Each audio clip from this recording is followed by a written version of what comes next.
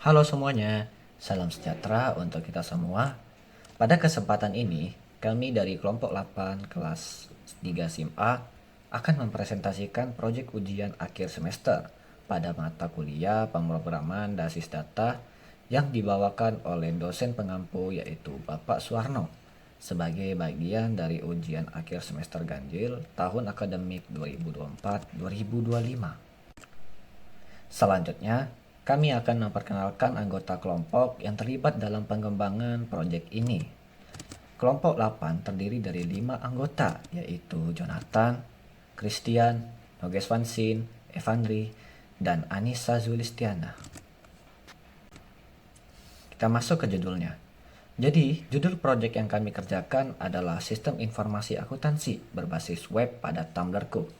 Nah, proyek ini merupakan sebuah startup simulasi yang kami rancang sebagai media pembelajaran dan penerapan konsep pencatatan akuntansi dalam bentuk sistem berbasis web. Melalui presentasi ini, kami akan menjelaskan latar belakang proyek, ruang lingkup proyek, serta solusi yang akan kami rancang dalam pengembangan sistem pencatatan keuangan tersebut.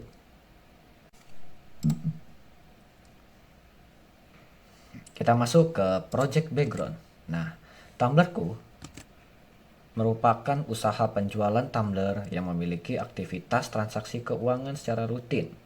Namun, pada proses pencatatan akuntansi di Tumblrku masih dilakukan secara manual, yang dimana membutuhkan waktu yang lama untuk melakukan pencatatan keseluruhan transaksi.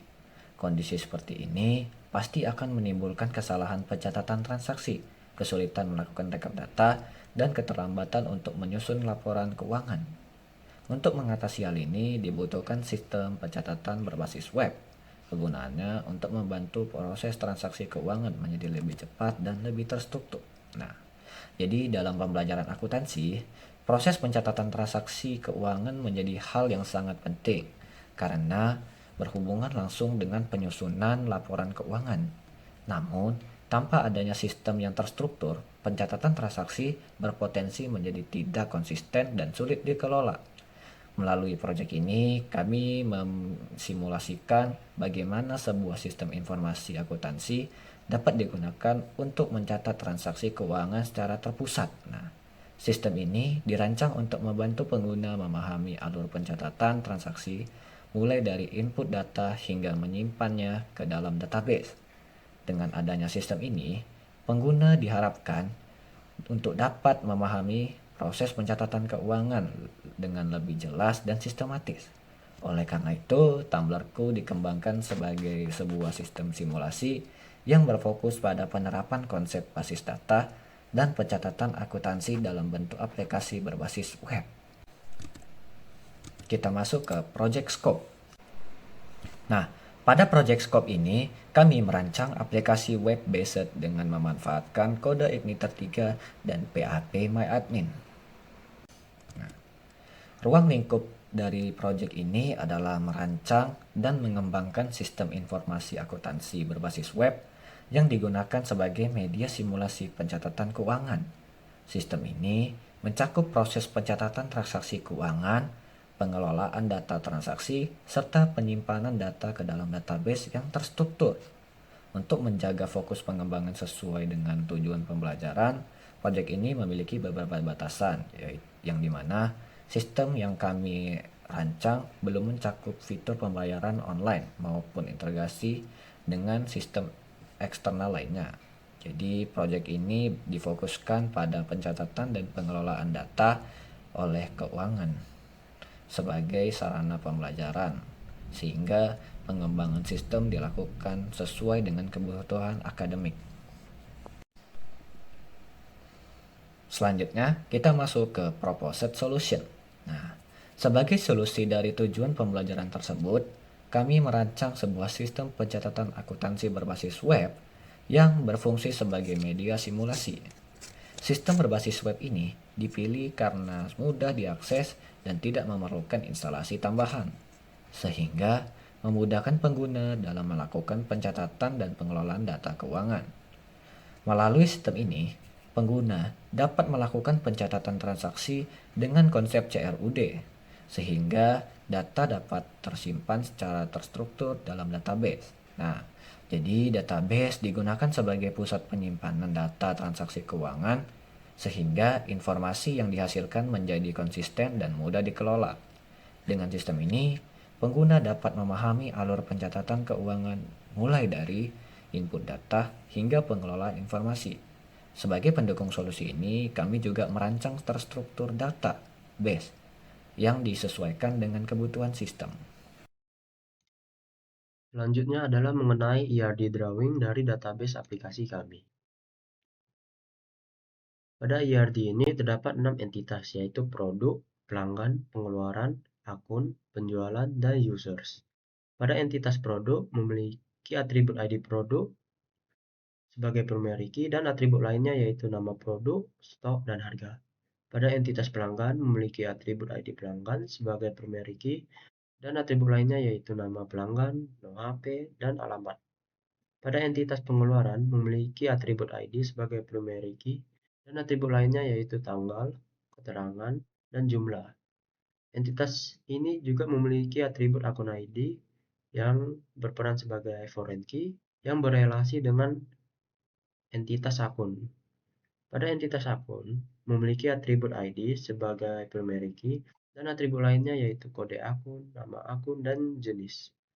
Pada entitas penjualan memiliki atribut ID penjualan sebagai primary key dan atribut lainnya yaitu tanggal, quantity, harga satuan, dan total. Entitas ini juga memiliki atribut ID pelanggan sebagai foreign key yang berelasi dengan entitas pelanggan dan juga atribut ID produk sebagai foreign key yang berelasi dengan entitas produk. Pada entitas users memiliki atribut ID users yang berperan sebagai primary key dan atribut lainnya yaitu username, password, dan role. Selanjutnya adalah relasi antar entitas. Entitas produk dengan penjualan yaitu one to many. Entitas pelanggan dengan penjualan yaitu one to many. Dan juga entitas akun dan pengeluaran yaitu one to many. Dan entitas users yang berdiri sendiri. Selanjutnya saya akan menjelaskan mengenai mapping database design. Mapping database design ini menunjukkan struktur database sistem penjualan yang di dalamnya itu terdapat tabel master dan juga tabel keuangan yang saling terhubung untuk menghasilkan laporan. Nah, pertama itu adalah tabel master. Tabel master itu yaitu seperti tabel pelanggan, tabel user, tabel produk, dan juga tabel akun. Sedangkan untuk tabel keuangan itu terbagi menjadi dua, itu adalah tabel penjualan dan juga tabel pengeluaran. Yang pertama, saya akan menjelaskan mengenai tabel master, yaitu adalah tabel pelanggan.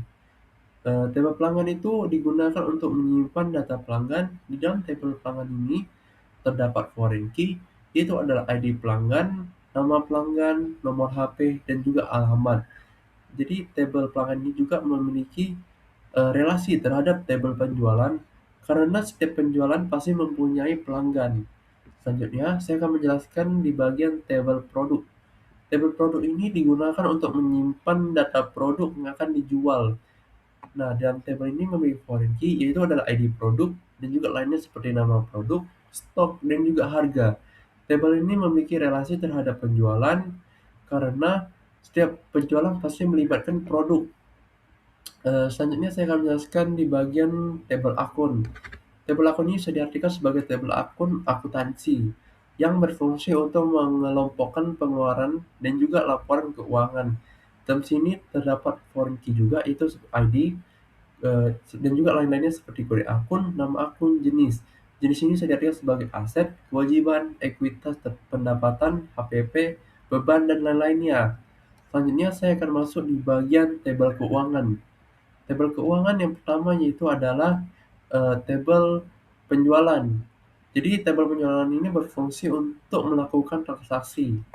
Dalam tabel penjualan ini terdapat primary key yaitu adalah ID penjualan dan juga lainnya seperti tanggal, ID pelanggan, ID produk, quantity, harga satuan, dan juga total. Nah, dalam tabel penjualan ini memiliki alur juga Jadi ketika pelanggan ingin membeli produk, habis itu memesan produk, habis itu memberikan jumlah atau biaya yang akan dibutuhkan, baru akan masuk ke sistem penjualan.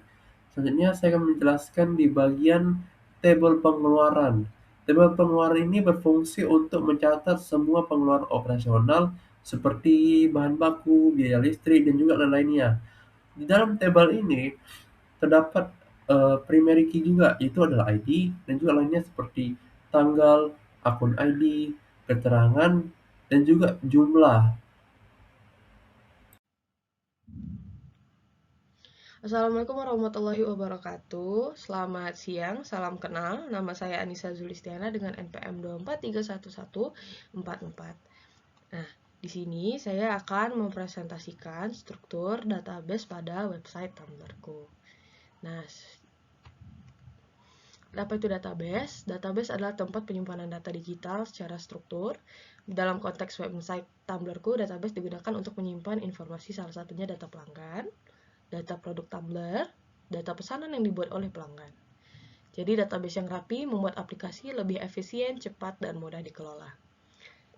Oke, sini ada tabel yang ada sekarang nih, kita lihat ini adalah tabel pelanggan. Nah, fungsi daripada tabel pelanggan ini adalah menyimpan data semua pelanggan yang mendaftar di website. Nah, untuk struktur kolomnya sendiri di sini ada ID pelanggan. Nah, apa gunanya ID pelanggan? ID pelanggan ini berfungsi sebagai primary key dan berfungsi sebagai identitas unik setiap pelanggan. Nilainya itu auto increment. Jadi kenapa? Nah, jadi artinya otomatis bertambah ketika pelanggan baru masuk. Kemudian ada nama pelanggan, ada nomor HP pelanggan, dan ada alamat pelanggan tersebut. Nah, jadi setiap pelanggan yang mendaftar akan punya satu baris data di tabel ini. Jadi data ini nantinya digunakan untuk pengiriman dan histori pesanan. Nah, kemudian ada tabel pesanan. Nah, tabel ini mencatat semua transaksi pembelian yang berfungsi mencatat data pesanan yang dibuat oleh pelanggan, begitu. Nah, di sini kita bisa melihat ada ID pesanan. Nah, ID pesanan ini adalah primary key untuk tabel pesanannya dengan bersifat auto increment juga. Jadi dia otomatis terisi gitu. Kemudian ada ID pelanggan. ID pelanggan ini adalah foreign key yang menghubungkan ke tabel pelanggan. Jadi menunjukkan siapa yang membuat pesanan juga. Kemudian ada ID Tumblr. Nah, ID Tumblr ini adalah foreign key yang menghubungkan ke tabel Tumblr, yang menandakan juga sebagai produk apa-apa aja yang dipesan oleh si pelanggan gitu. Kemudian ada jumlah. Nah, jumlah ini adalah banyaknya tumbler yang dibeli pada satu pesanan. Kemudian ada tanggal pesan yang menjelaskan tanggal ketika order ini dibuat begitu. Jadi tabel ini merupakan jembatan yang menghubungkan pelanggan dan produk yang mau dibeli. Jadi setiap baris ini mewakili satu pesanan tertentu. Nah, kemudian ada table tumbler. Nah, fungsinya adalah menyimpan semua informasi tentang produk tumbler yang mau dijual. Struktur kolomnya di sini ada ID tumbler bersifat auto increment juga sebagai primary key. Kemudian ada nama tumbler, kemudian ada harga. Nah, harga di sini jenisnya itu desimal. Kenapa? Jadi biar setiap angka 10 digit dengan ada 2 digit di belakang koma gitu. Jadi menandakan bahwa dia adalah sebuah mata uang gitu, harga gitu.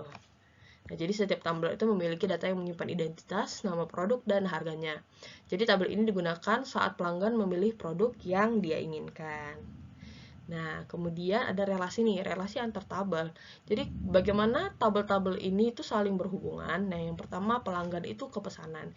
Jadi satu pelanggan bisa membuat banyak pesanan dengan relasi one to many.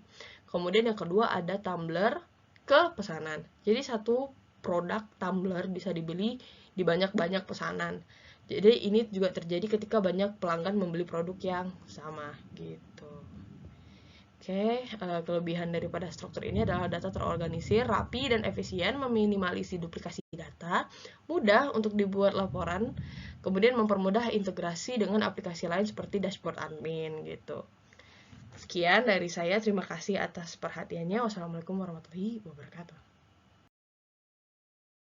Selanjutnya di sini saya akan menjelaskan bagian Physical Database Design. Physical Database Design adalah proses membuat struktur database secara fisik di sistem database menggunakan DDL script. Apa yang dimaksud dengan DDL script?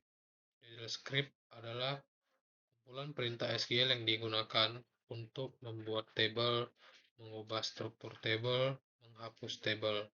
Contoh perintah DDL sederhananya itu seperti kita create database atau create table, kemudian ada alter table, ataupun drop database, atau enggak drop table.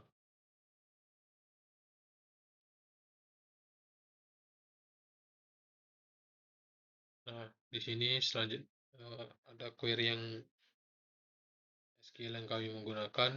Yang pertama di sini adalah create database, yaitu membuat database yang bernamakan expo. Kemudian ada use expo. Use expo ini kegunaannya untuk menggunakan database yang udah kita create. Kemudian dalam database expo ini ada beberapa table, ada table akun yang strukturnya itu berisi ID, kode akun, nama akun, dan jenis-jenis akun. Kemudian di sini ada insert into akun, yaitu menginsert data ke table akun. Di sini ada contoh datanya. Kemudian ada create table pelanggan. Struktur table pelanggannya ada ID pelanggan, nama pelanggan, nomor handphone dengan alamat pelanggan. Di sini ada insert into pelanggan, yaitu sama seperti tadi untuk menginsert data ke table yang diinginkan. Kemudian ada create table pengeluaran, strukturnya itu berisi ID, tanggal, akun ID, keterangan, dan jumlah. Kemudian ada create table penjualan. Table penjualan yang berisi ID penjualan, tanggal, ID pelanggan, ID produk, quantity, harga satuan, dan total. Ini ada insert into penjualan. Ini sebagai contoh datanya gitu, misalnya dari sini ada ID penjualannya, kapan tanggal penjualannya, ini ada ID pelanggannya, ini ada ID dari produk, ini quantity, ini harga satuan, dan ini totalnya. Kemudian ada create table produk. Table produk sebenarnya itu ada ID produk, nama produk, stok dari produk, harga dari produk. Kemudian dia ada contoh data produk yang diinsert. Ada table user. Table user ini itu hanya untuk login saja, login admin. Di sini ada contoh akunnya itu, jadi username admin, passwordnya itu admin 123. Ada role-nya itu sebagai admin.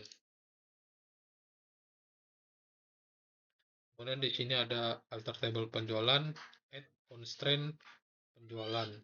Ini untuk menambahkan foreign key pada ID pelanggan ke tabel pelanggan. Bawahnya juga ada add constraint penjualan, foreign key ID produk ke table produk.